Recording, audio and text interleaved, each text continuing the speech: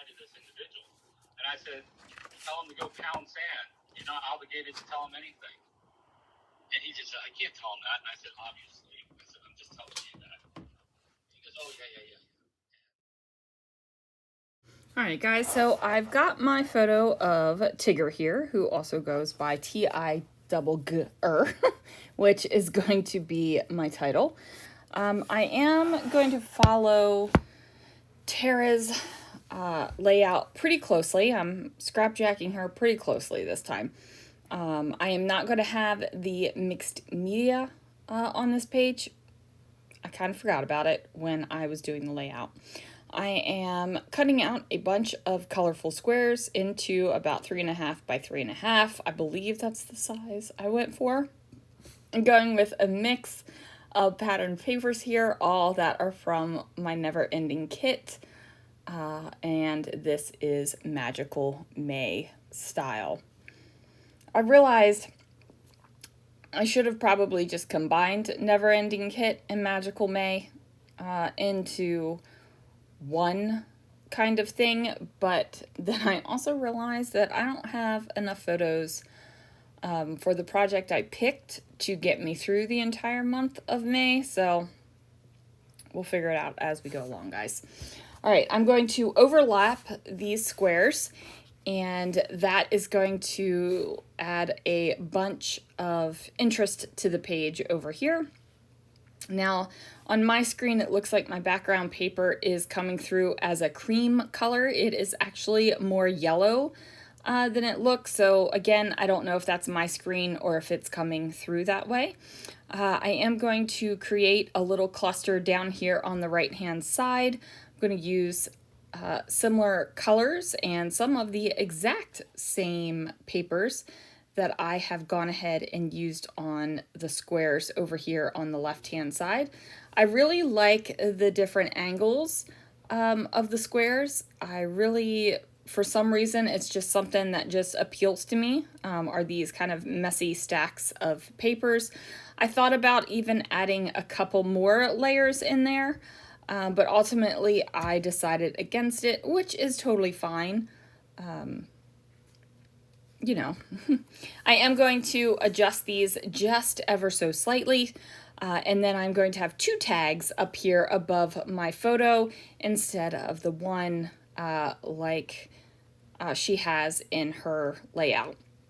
Now, it's kind of like fake tags because they don't have tag holes, but I'm even going to cover up the bit where a tag hole would go. So no faux naked tag holes. I don't know, guys. I don't know how to call that.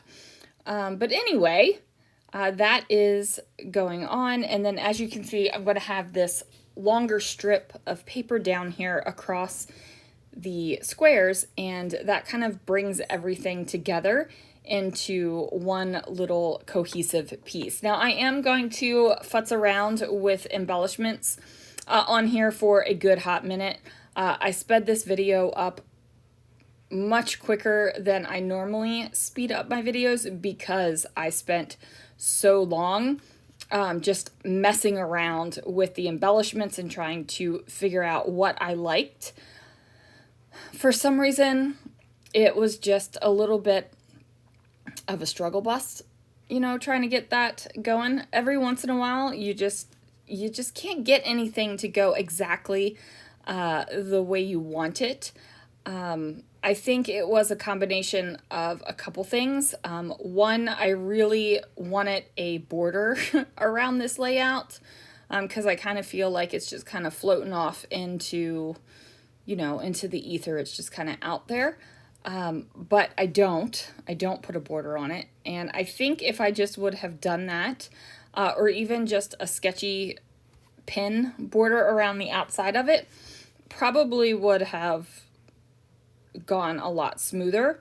But because I kept feeling like the layout was just kind of floating out, like the layout was on the background, but it was kind of escaping the background, even though nothing is touching the edge, I just felt like I had to keep my embellishments in. Do you know what I mean? I was like, gotta keep them contained. And that sometimes is the struggle of being an emotional scrapbooker instead of like a rule scrapbooker, I guess. You know, following design rules and color rules and all that. And I'm just kind of out here doing what feels good. I don't know.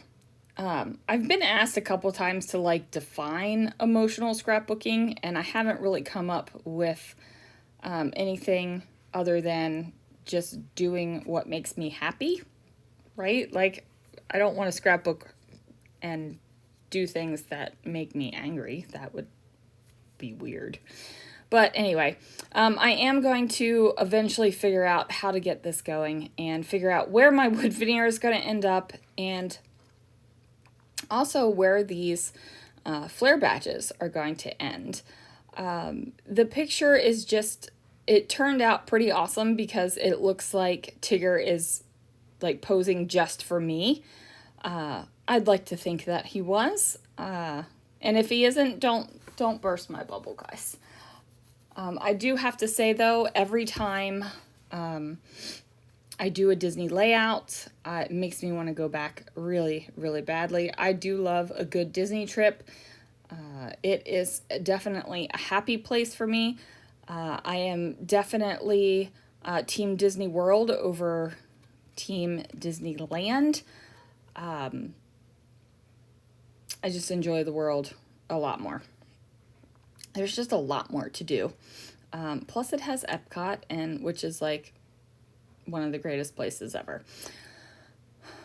So I am going to create my title, and my title is going to be T.I. double which I think is pretty witty. You know, I'm pretty pleased with myself with that title. I did have the letters. I could have just spelled out Hello Tigger, but I really did think that that was some kind of cute wittiness that I did. So I am going to go ahead and get everything adhered down to the page.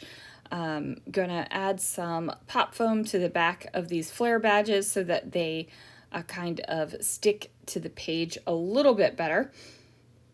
You know, you don't want your stuff flying off the page. That would be a travesty. I'm using a combination of my ATG and my Nuvo adhesive to get everything placed down here. Then I'm going to grab my crochet thread and tie a couple of bows and put them either in the actual tag holes or the implied tag hole.